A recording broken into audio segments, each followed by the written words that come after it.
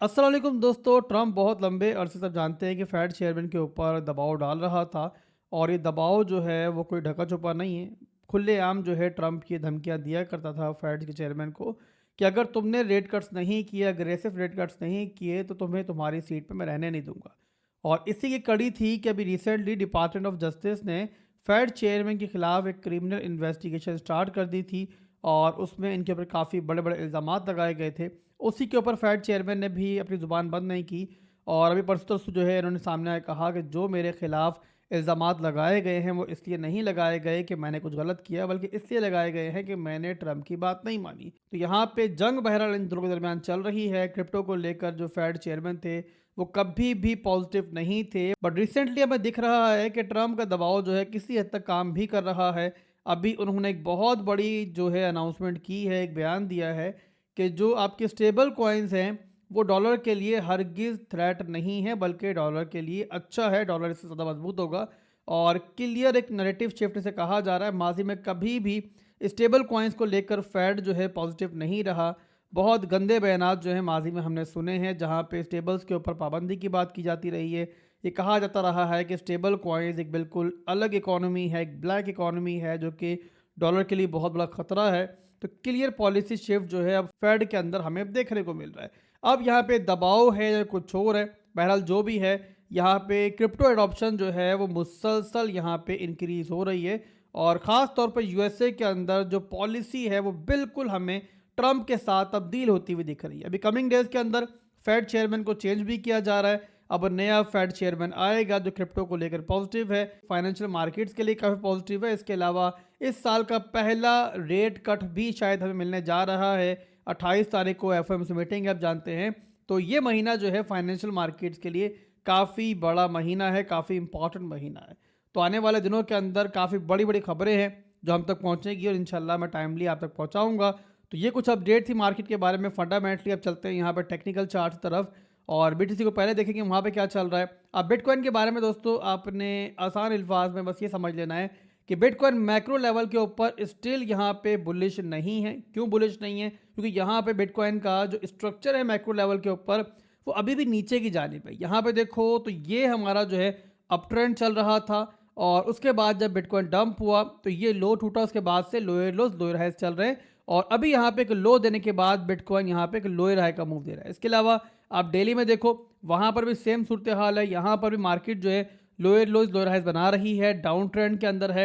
ये आप देखो लो बना, हाई बना, लो बना, तो क्लियर हमारे पास एक मेजर सप्लाई जोन जो बनता है इस पूरे सिनेरियो के अंदर वो बनता है हमारा 1,07,000 से लेके लगभग यहाँ पे $1,00,000 का। एज लॉन्ग एज बिटकॉइन इसके नीचे है, हम यहाँ पे एक डाउन ट्रेंड मार्केट के अंदर ही हैं, ट्रेंड हमारा नीचे की तरफ ही है। जब तक बिटकॉइन इस लेवल को नहीं तोड़ता है बिटकॉइन का मैक्रो लेवल का स्ट्रक्चर जो है वो बुलिश नहीं होता है। एनीवेज ये हो गया हमारा मैक्रो लेवल का स्ट्रक्चर।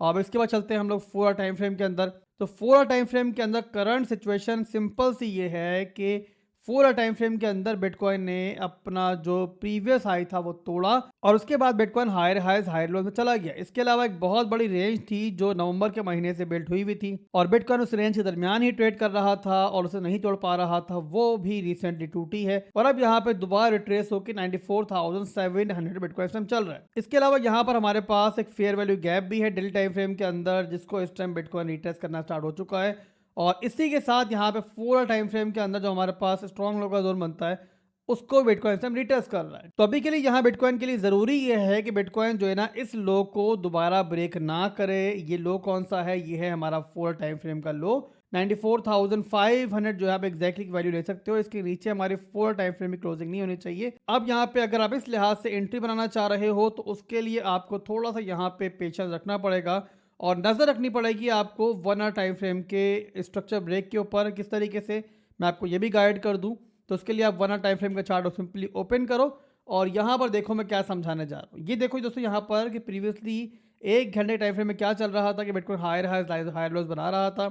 ये हाई बना, एक लो बना, फिर नया हाई बना और यहाँ पे 1 घंटे का स्ट्रक्चर यानी कि स्मॉलर टाइम फ्रेम का इंट्राडे का हमारा स्ट्रक्चर ब्रेक हुआ। उसके बाद अब बिटकॉइन 1 घंटे के अंदर लोअर लो लोअर हाइज बना रहा है। ये बना हमारा एक लोअर है, फिर बना एक लोअर लो, फिर एक लोअर हाई बना। अब यहाँ पे एक नया लो मिल रहा है।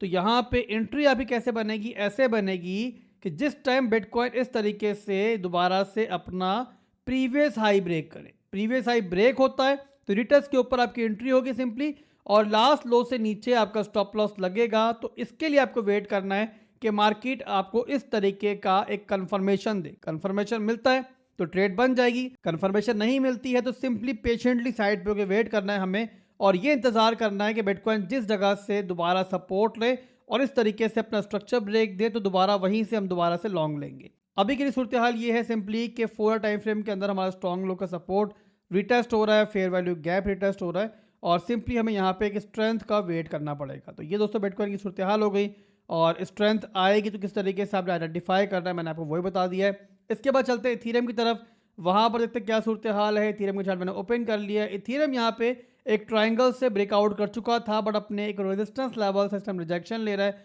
और अब वहां से नीचे आ रहा है रिटेस्ट करने अपने स्ट्रॉन्ग लो के जोन को, और इस लिहाज से डिमांड बनता है 3160 से लेके तकरीबन यहाँ पे 3060 का। और यहाँ पे ये बात याद रहे कि बिटकॉइन में अगर सपोर्ट मिलती है तो ही आप लोगों के लिए सपोर्ट एरिया जो है एंट्री के लिए बेटर रहेगा, अदरवाइज आपको बिटकॉइन में सपोर्ट का वेट करना पड़ेगा। इथीरियम के बाद जो नेक्स्ट ऑल्ट कॉइन देखेंगे यहाँ पे वो है बीएनबी के चार्ट में ओपन कर लेता हूँ। यहाँ पे फिर सपोर्ट और रेजिस्टेंस जो है मैं आपको बता देता हूँ कि कौन सा यहाँ पे सपोर्ट और रेजिस्टेंस है और क्या इसमें हो रहा है। तो ये आपके सामने है कि यहाँ पे बीएनबी ने अपने एक रेजिस्टेंस जोन से ब्रेकआउट लिया था, और उसके बाद यहाँ पे एक पैटर्न में इस टाइम ये ट्रेड कर रहा है बीएनबी, और इस टाइम ये भी सपोर्ट पे मौजूद है। तो ओवरऑल बिटकॉइन के ऊपर डिपेंड करता है इन ओल्ड कॉइन्स का नेक्स्ट मूव। अगर बिटकॉइन यहाँ पे सपोर्ट ले लेता है तो आपको बीएनबी भी यहाँ से ऊपर जाता हुआ दिखेगा, अदरवाइज बीएनबी फिर दोबारा अपनी सपोर्ट के नीचे आएगा। सपोर्ट जो बीएनबी की बनती है यहाँ पे वो बनती है 920 का एरिया। इसके अलावा रेजिस्टेंस जो बनता है यहाँ बीएनबी का अभी के लिए शॉर्ट टाइम फ्रेम के अंदर, इंट्रा टाइम फ्रेम के अंदर वो बनता है आपका 949 का एरिया। इसके बाद एक आखिरी ओल्ड कॉइन देखेंगे, और नेक्स्ट वीडियो के अंदर आप बताओगे मुझे किन ओल्ड कॉइन्स की आपको सपोर्ट रेजिस्टेंस और सिनेरियो बताऊं, और जो ओल्ड कॉइन्स लोग ज़्यादा पूछेंगे उसको इंशाल्लाह नेक्स्ट वीडियो में शामिल करेंगे। और इस तरीके से मैं ट्राई कर रहा हूँ कि आपको रोज़ाना के हिसाब से वीडियो मिल जाए जहाँ पे जो ओल्ड कॉइन्स आप बताओ मुझे, या फिर जो बड़े ओल्ड कॉइन्स हो उनकी आपको सपोर्ट रेजिस्टेंस, कोई पैटर्न बन रहा है नहीं बन रहा है, कोई आपकी सपोर्ट बन रही नहीं बन रही, मैं आपको गाइड करूँ। तो बहरहाल दोस्तों लिंक का चार्ट मैंने ओपन कर लिया है। तो लिंक के अंदर 4 घंटे के अंदर 2 सपोर्ट्स हैं। आपकी जो 4 टाइम फ्रेम की स्ट्रॉन्ग लो की सपोर्ट है वो बनती है आपकी 12.98 के ऊपर। इसके अलावा जो अभी यहाँ पे लोकल सपोर्ट है आपकी वो है 13.35 के ऊपर।